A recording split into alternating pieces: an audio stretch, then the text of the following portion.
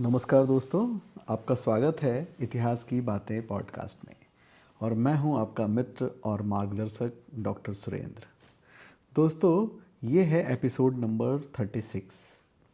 आज के एपिसोड में हम भारतीय इतिहास के एक अत्यंत महत्वपूर्ण कालखंड पर चर्चा करेंगे। हमारा विषय है हर्षवर्धन और उसका युग। दोस्तों, इस चर्चा में हम हर्षवर्धन के साम्राज्य के भौगोलिक विस्तार, उसके प्रशासनिक ढांचे, बौद्ध धर्म के प्रति उसके दृष्टिकोण, नालंदा विश्वविद्यालय की प्रासंगिकता तथा उसके काल की ऐतिहासिक समय सीमा पर विश्लेषण करेंगे। साथ ही हम इस युग के राजनीतिक, सांस्कृतिक और धार्मिक परिवर्तनों को समकालीन स्रोतों के परिप्रेक्ष्य में समझने का प्रयास करेंगे। तो आइए दोस्तों, इस बौद्धिक यात्रा की शुरुआत करते हैं और इस पूरी यात्रा को रोचक बनाएंगे कुछ प्रश्नों के साथ। ये प्रश्न यूपीएससी स्टाइल के हैं, यूपीएससी स्तर के हैं। आप इनको ध्यान से सुनिए और आंसर खोजने का प्रयास कीजिए। पहला प्रश्न उठता है, हर्षवर्धन का शासन उत्तर भारत के राजनीतिक इतिहास में क्यों एक महत्वपूर्ण मोड़ था? तो दोस्तों, हर्षवर्धन का शासनकाल 606 से लेके 647 ईस्वी तक था। गुप्त साम्राज्य के पतन के बाद एक महत्वपूर्ण यह एक संक्रमण काल था। गुप्तों के बाद उत्तर भारत में राजनीतिक विखंडन की स्थिति थी। ऐसे समय में थानेश्वर और कन्नौज के राजा हर्ष ने अपनी उत्तर भारत को पुनः एक राजनीतिक इकाई के रूप में संगठित करने का प्रयास किया। हर्ष का साम्राज्य पंजाब से लेकर बंगाल तक विस्तृत था। हालांकि दक्षिण भारत पर इसका प्रभाव सीमित ही रहा। हर्ष के शासनकाल की विशेषता उसकी बहुस्तरीय नीति थी, जिसमें सैन्य अभियानों के साथ साथ सांस्कृतिक संरक्षण और धर्म का संवर्धन शामिल था। चीनी यात्री वेनशांग ने के वृत्तांतों के माध्यम से हमें हर्ष के शासन की प्रशासनिक संरचना, धार्मिक नीतियों और सांस्कृतिक गतिविधियों की महत्वपूर्ण जानकारी प्राप्त होती है। तो ये था इस प्रश्न का उत्तर कि हर्षवर्धन का शासन उत्तर भारत के राजनीतिक इतिहास में क्यों एक महत्वपूर्ण मोड़ था।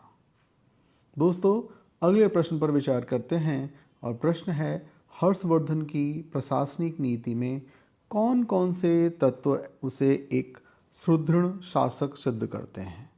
एक स्ट्रॉन्ग किंग कैसे वो प्रूव होता है?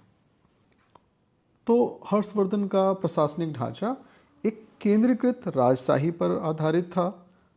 उन्होंने अपने साम्राज्य को कई प्रांतों में विभाजित किया, जिसे भुक्ति कहा जाता था। प्रत्येक भुक्ति का प्रशासनिक अधिकारी उपारिक कहलाता था। इसके अतिरिक्त स्थानीय प्रशासनिक इकाइयां ग्राम और विषय में विभक्त थीं। हर्ष ने कर संग्रह की एक व्यवस्थित प्रणाली विकसित की थी। भूमि कर और व्यापार कर राज्य के प्रमुख राजस्व के स्रोत थे। सैन्य संगठन भी उसके शासन का एक प्रमुख अंग था। उन्होंने एक विशाल सेना का संचालन किया, जो उसके साम्राज्य की सीमाओं की रक्षा और विस्तार दोनों के लिए आवश्यक थी। प्रशासनिक स्तर पर हर्ष का शासन केंद्रीकृत था, लेकिन स्थानीय प्रशासन को भी पर्याप्त स्वायत्तता दी गई थी। यह दृष्टिकोण उसके शासन की स्थिरता और प्रभावशीलता प्रदान करता है। तो दोस्तों, ये था इस प्रश्न का उत्तर। अगले प्रश्न से अपनी बात को आगे बढ़ाते हैं। तो प्रश्न उठता है, हर्षवर्धन की आर्थिक नीति को उसके समय की धार्मिक सहिष्णुता का प्रतीक क्यों माना जाता है? मैं फिर से रिपीट कर रहा हूं, हर्षवर्धन की धार्मिक नीति को उसके समय की धार्मिक सहिष्णुता का प्रतीक क्यों माना जाता है? तो दोस्तों, हर्षवर्धन ने धार्मिक सहिष्णुता की नीति अपनाई। प्रारंभ में वे शैव धर्म के अनुयायी थे, लेकिन बाद में बौद्ध धर्म की महायान शाखा के प्रति उनका झुकाव बढ़ा। हर्ष ने अनेक बौद्ध मठों का निर्माण कराया और नालंदा विश्वविद्यालय को विशेष संरक्षण प्रदान किया। वेंगशांग के अनुसार हर्ष ने नालंदा को प्रतिवर्ष 100 ग्राम सोना और 200 गांवों की आय प्रदान की। दोस्तों, हर्ष का प्रसिद्ध कान्याकुंज सम्मेलन बौद्ध धर्म के प्रचार के लिए आयोजित किया गया था, जिसमें उन्होंने बौद्ध धर्म के साथ साथ अन्य धर्मों के विद्वानों को भी आमंत्रित किया। यह उनके धार्मिक सहिष्णुता के दृष्टिकोण को दर्शाता है। दोस्तों, अगले प्रश्न पर यात्रा करते हैं और प्रश्न है, नालंदा विश्वविद्यालय का विकास हर्षवर्धन के शासनकाल में किस प्रकार भारतीय शिक्षा का वैश्विक केंद्र बना।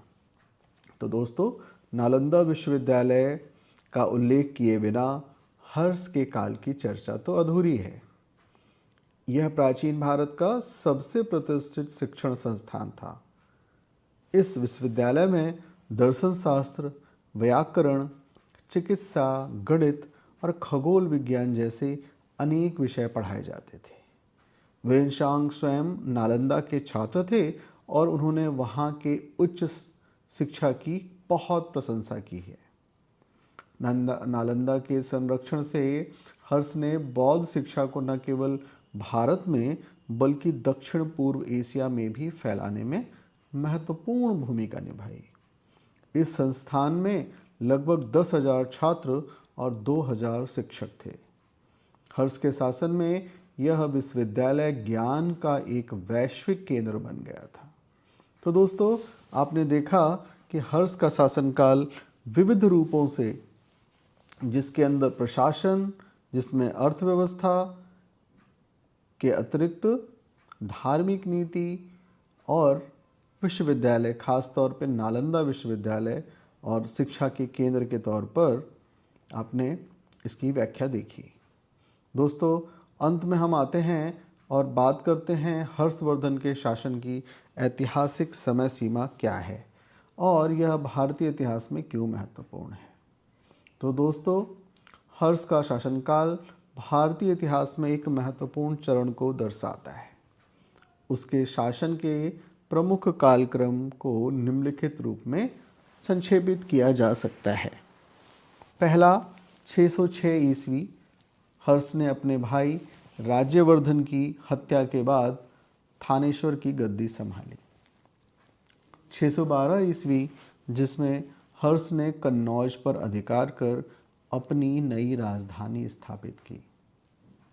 620 ईस्वी, जिसमें दक्षिण के चालुक्य शासक पुलकेशिन II के साथ युद्ध, जिसमें हर्ष की हार हुई। 643 ईस्वी, वेंशांग के नेतृत्व में कन्याकुंज सम्मेलन का आयोजन। 647 ईस्वी, हर्ष का निधन और उसके बाद उत्तर भारत में फिर से राजनीतिक विखंडता। दोस्तों, ये था हर्ष के समय का क्रोनोलॉजी। अगले प्रश्न पर आते हैं दोस्तों और देखते हैं हर्षवर्धन के शासन की सांस्कृतिक और बौद्धिक उपलब्धियां क्या थी। हर्ष के युग का ऐतिहासिक महत्व क्या था। तो दोस्तों, हर्ष का शासनकाल उत्तर भारत में स्थिरता लाने और सांस्कृतिक पुनर्जागरण को प्रोत्साहित करने के लिए माना जाता है। उसके समय में कला, साहित्य और शिक्षा को विशेष संरक्षण मिला। वाणभट्ट द्वारा रचित हर्षचरित्र और कादम्बरी जैसे ग्रंथ इस युग के सांस्कृतिक वैभव का उदाहरण है। हर्ष का युग धार्मिक सहिष्णुता और बहुसंस्कृतिवाद का प्रतीक था। उनकी नीतियाँ न केवल बौद्ध धर्म को प्रोत्साहित करती थीं, बल्कि उन्होंने अन्य धर्मों को भी समान सम्मान दिया। तो ये ऐसे थे हर्षवर्धन। अगले प्रश्न पर आते हैं दोस्तों और अंतिम प्रश्न है ये कि हर्षवर्धन के बाद उत्तर भारत में राजनीतिक विखंडन क्यों हुआ। इसका विश्लेषण करते हैं और एक निष्कर्ष पे पहुंचते हैं। तो दोस्तों, हर्षवर्धन का शासन भारतीय इतिहास में एक महत्वपूर्ण स्थान रखता है। उसके शासनकाल में न केवल राजनीतिक स्थिरता स्थापित हुई, बल्कि सांस्कृतिक और बौद्धिक विकास भी हुआ। उनकी धार्मिक सहिष्णुता और शिक्षा के प्रति रुचि ने भारतीय समाज को गहरे रूप से प्रभावित किया। हालांकि दोस्तों, हर्ष की मृत्यु के बाद उसके साम्राज्य का विखंडन हो गया और उत्तर भारत पुनः छोटे छोटे राज्यों में बंट गया। लेकिन हर्ष का युग भारतीय इतिहास में एक ऐसा चरण है जिसे सामाजिक, सांस्कृतिक और धार्मिक दृष्टिकोण से एक स्वर्ण युग कहा जा सकता है। तो दोस्तों, आज के एपिसोड में इतना ही। अगले एपिसोड में हम चर्चा करेंगे कि प्राचीन विश्वविद्यालयों की महत्ता और उसके पतन के ऐतिहासिक कारण क्या थे। तब तक के लिए जुड़े रहिए इतिहास की बातें पॉडकास्ट से। धन्यवाद। नमस्कार।